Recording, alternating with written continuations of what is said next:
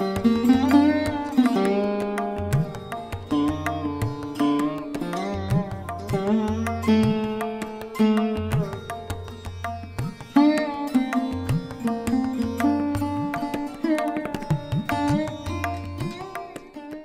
चर्चा कार्यक्रम में इन दिनों आप सुन रहे हैं बापू की आत्मकथा सत्य के प्रयोग का धारावाहिक पाठ। आज सुनिए इसकी तीसरी कड़ी।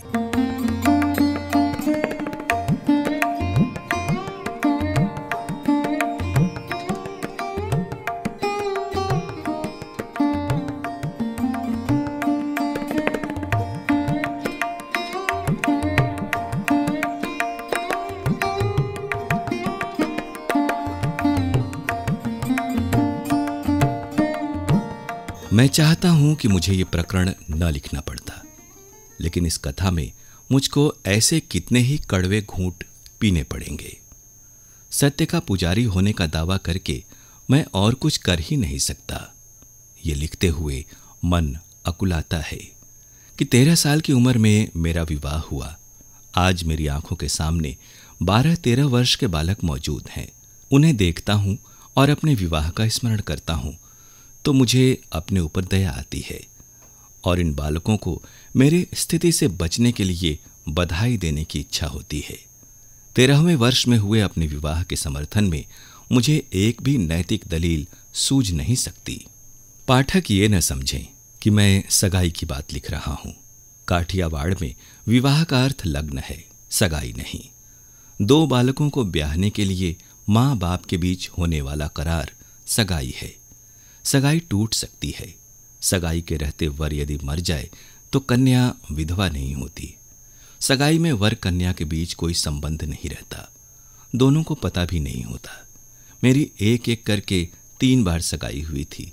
ये 3 सगाइयां कब हुई इसका मुझे कुछ पता नहीं।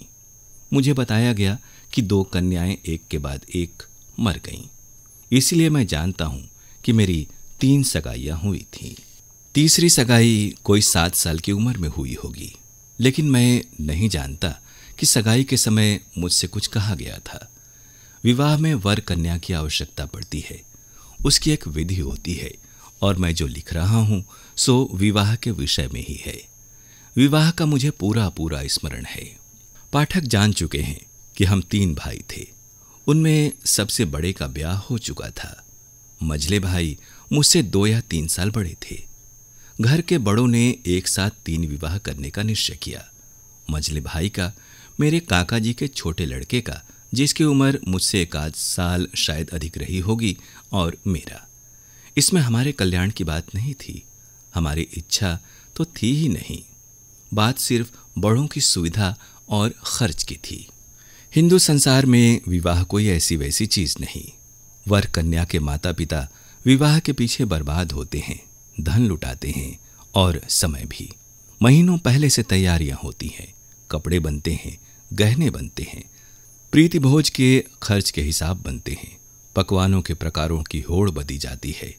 औरतें गला हो चाहे न हो तो भी गाने गा गा कर अपनी आवाज बैठा लेती हैं, बीमार भी पड़ती हैं, पड़ोसियों की शांति में खलल पहुंचाती हैं। बेचारे पड़ोसी भी अपने यहाँ प्रसंग आने पर यही सब करते होते हैं, इसलिए शोर गुल जूठन दूसरी गंदगियां सब कुछ उदासीन भाव से सह लेते हैं। ऐसा झमेला 3 बार करने के बदले एक ही बार कर लिया जाए तो कितना अच्छा हो। खर्च कम होने पर भी ब्याह ठाठ से हो सकता है, क्योंकि 3 ब्याह एक साथ करने पर पैसा खुले हाथों खर्चा जा सकता है।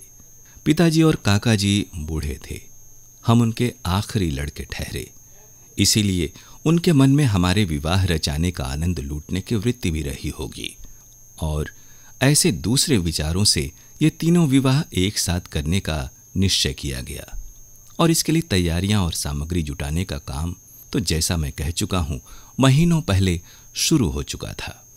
हम भाइयों को तो सिर्फ तैयारियों से ही पता चला कि ब्याह होने वाले हैं। उस समय मेरे मन में अच्छे अच्छे कपड़े पहनने, बाजे बजने, वर यात्रा के समय घोड़े पर चढ़ने, बढ़िया भोजन मिलने, एक नई बालिका के साथ विनोद करने आदि की अभिलाषा के सिवा दूसरी कोई खास बात रही हो इसका मुझे स्मरण नहीं है। विषय भोग की वृत्ति तो बाद में आई। वो कैसे आई इसका वर्णन मैं कर सकता हूं, पर पाठक ऐसी जिज्ञासा न रखें। मैं अपनी शर्म पर पर्दा डालना चाहता हूं।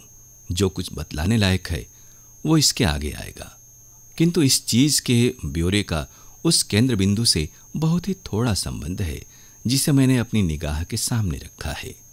हम दो भाइयों को राजकोट से पोरबंदर ले जाया गया। वहां हल्दी चढ़ाने आदि की जो विधि हुई वो मनोरंजक होते हुए भी उसकी चर्चा छोड़ देने लायक है। पिताजी दीवान थे, फिर भी थे तो नौकर ही। तिस पर राजप्रिय थे, इसलिए अधिक पराधीन रहे। ठाकुर साहब ने आखिरी घड़ी तक उन्हें छोड़ा नहीं।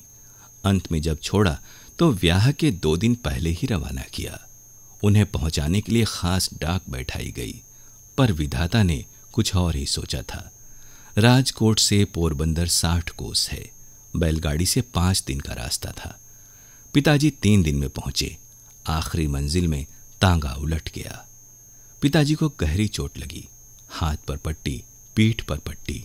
विवाह विषयक उनका और हमारा आधा आनंद चला गया। फिर भी ब्याह तो हुए ही। लिखे मुहूर्त कहीं टल सकते हैं। मैं तो विवाह के बाल उल्लास में पिताजी का दुख भूल चुका था। मैं पितृभक्त तो था ही, पर विषय भक्त भी वैसा ही था ना। यहाँ विषय का मतलब एक इंद्रिय विषय नहीं है, बल्कि भोग मात्र है। माता पिता की भक्ति के लिए सब सुखों का त्याग करना चाहिए, ये ज्ञान तो आगे चलकर मिलने वाला था। तिस पर भी मानो मुझे इस भोगेच्छा का दंड ही भुगतना हो। इस तरह मेरे जीवन में एक विपरीत घटना घटी जो मुझे आज तक अखरती है। जब जब निष्कुलानंद का त्याग न टके रे बैराग बिना करिए कोट उपाय जी गाता हूँ या सुनता हूँ, तब तब ये विपरीत और कड़वी घटना मुझे याद आती है और शर्माती है। पिताजी ने शरीर से पीड़ा भोगते हुए भी बाहर से प्रसन्न दिखने का प्रयत्न किया और विवाह में पूरी तरह योग दिया। पिताजी किस किस प्रसंग पर कहाँ कहाँ बैठे थे, इसकी याद मुझे आज भी जैसी की वैसी बनी है। बाल विवाह की चर्चा करते हुए पिताजी के कार्य की जो टीका मैंने आज की है, वो मेरे मन ने उस समय थोड़े ही की थी। तब तो सब कुछ योग्य और मनपसंद ही लगा था। ब्याहने का शौक था और पिताजी जो कर रहे हैं वो ठीक ही कर रहे हैं, ऐसा लगता था। इसलिए उस समय के स्मरण ताजे हैं। मंडप में बैठे, फेरे फिरे, कंसार खाया खिलाया और तभी से वर वधू साथ में रहने लगे। पाठक ये जान लें कि हम दोनों एक दूसरे से डरते थे, ऐसा भास मुझे है। एक दूसरे से शर्माते तो थे ही। बातें कैसे करना, क्या करना, सो मैं क्या जानूं। प्राप्त सिखावन भी क्या मदद करती है, लेकिन क्या इस संबंध में कुछ सिखाना जरूरी होता है? जहां संस्कार बलवान है वहां सिखावन सब गैर जरूरी बन जाती है। धीरे धीरे हम एक दूसरे को पहचानने लगे, बोलने लगे। हम दोनों बराबरी की उम्र के थे, पर मैंने तो पति की सत्ता चलाना शुरू कर